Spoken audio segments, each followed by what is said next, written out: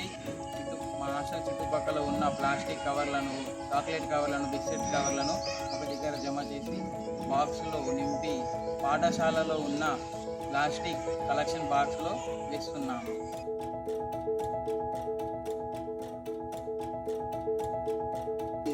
నిండిన తర్వాత వీటిని రీయూజ్ అయ్యేటటువంటి ప్రయత్నం మా పాఠశాల నుంచి చేయడం జరుగుతుంది.